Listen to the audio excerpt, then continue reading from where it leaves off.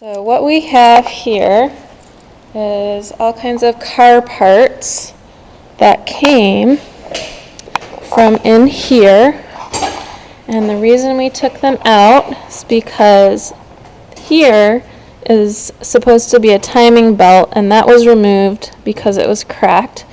You also might not be able to see it on the camera, but there's a lot of oil all over here, and that's because there was a leaking seal right here. And the reason Andrew took the timing belt out is because it was starting to crack. The backing was starting to separate from the teeth, which could have been really bad down the road if we didn't catch it. And you want to show us the timing belt? Sure. Again, this might not look too terrible to you guys, but what we have going on here is these teeth are starting to separate from the backing of the belt. It's to a point right now where I can just barely insert the tip of a screwdriver in there. Pretty much along the length of the belt, we've got a crack forming on both sides. Yeah, on this other side too. Oh, here we go. Here's where it's really starting to show.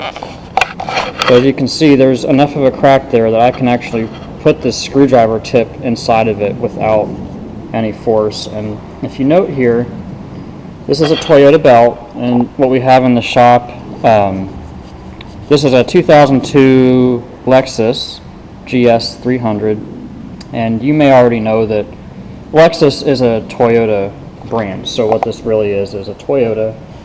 The fact that this belt says Toyota on it likely indicates that it's original to the car. The car has 150,000 miles on it. This belt is due on the maintenance schedule every 90,000 miles. So if indeed this is original to the car, it's 60,000 miles overdue, and frankly the customer is fortunate that the belt has lasted this long without breaking. So just for point of reference here, timing belts are a maintenance item. Here's another one that I changed earlier this year, and there's nothing visibly wrong with it. It was only replaced on a maintenance basis. So as you can see, all of the teeth are still here. There's no crack formed yet like this other one has between the teeth and the backing of the belt. But here's a belt. I also changed this one earlier this year, and you can see this belt is destroyed. You know, this was a phone call from a customer that, hey, you know, we were driving our car and it stalled and now the car won't start. And what happened here was, as you can see, a lot of the teeth on the belt stripped out. And here's the thing about timing belts doing that. They can strip teeth, they can snap, they can fail in both of those ways. And what a timing belt does, it keeps the, what you see right here is the end of the crankshaft spinning in the bottom of the motor, and the belt loops around these teeth here. And then what you see up here, here's both of the camshafts, and I have the sprockets off because as Bethany showed you, this seal was leaking, getting things wet down here. So we're going to replace these seals up here. We'll also do the crank seal while we're in here. So the timing belt keeps the crankshaft in time with the cams, and what that means is you have pistons in the block, and the crank makes the pistons move up and down in the block. And then the cams, as the cams turn, they will open and close the valves in the cylinder head, which is right here. So as long as the belt's intact, all of those things stay in time and the motor runs. When the belt either breaks or strips teeth like this, the pistons get out of time with the valves and they will come up, and on a lot of motors, they'll either bend the valves, or there have even been cases where they smash the valve so hard that the valve will embed itself into the piston. And either scenario is not good. You're looking at a major intensive internal engine repair anytime the pistons come up in contact with valves. So unlike a drive belt, which sometimes if those break, there can still be consequences. You can still get stranded. If it's a belt that drives a water pump, the engine can overheat. But sometimes when those break, the worst that happens is you get stranded and then you get it fixed and you're okay. Timing belts are not like that. If these guys break, again, the motor can get out of time and you can have internal damage result. So that's why when we caught this customer's belt cracking, we were able to tell him, look, obviously the car's still running, but if we leave the belt alone and we don't address the issue, you're looking at some problems down the road. Again, with this seal here, this part here is the end of your exhaust side camshaft. So this round part in here when the motor's running, this will spin. Up on the top of the motor here, this is just the case for the seal. So you've got this round part spinning inside here against the stationary part here. And this seal is what allows you to do that without oil leaking. And as you can see here, I mean, this is all nice and clean here, and then we come down here and you can see where oil's leaking out, coming down the bottom. And again, on the camera, we're not sure how well it'll show up, but this is all damp with oil residue here. There's all kinds of residue over here, on this other side of the motor as well. And that honestly could all be just from this seal or both of these seals up here, because gravity will take oil residue down over time. Other thing you should know is that oil and timing belts do not mix. And this leads to a conversation you may end up having with your mechanic.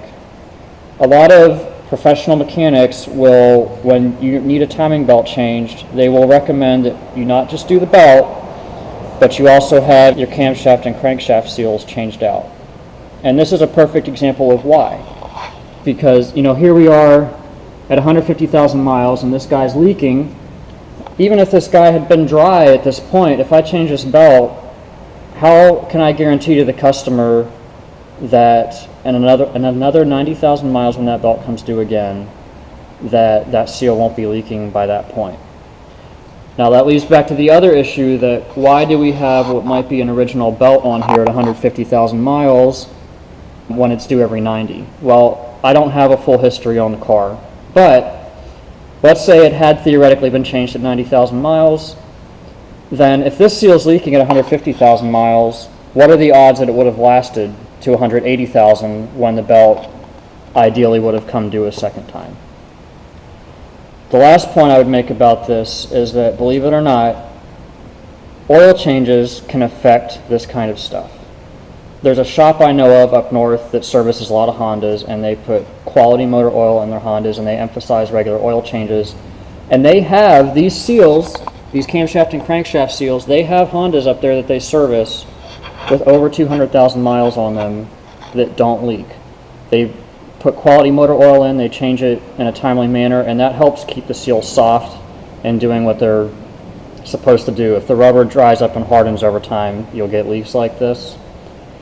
Quality oil is not always the cheapest option, and obviously changing your oil on time means you pay to have it changed more than you do if you tend to wait and put an extra 2,000 or 3,000 miles on every time before you change it. But there are also costs to having to go in and reseal this kind of stuff. I mean, as you can see from what Bethany showed you over there, there's a lot of parts apart on this motor. This is a pretty intensive job to do.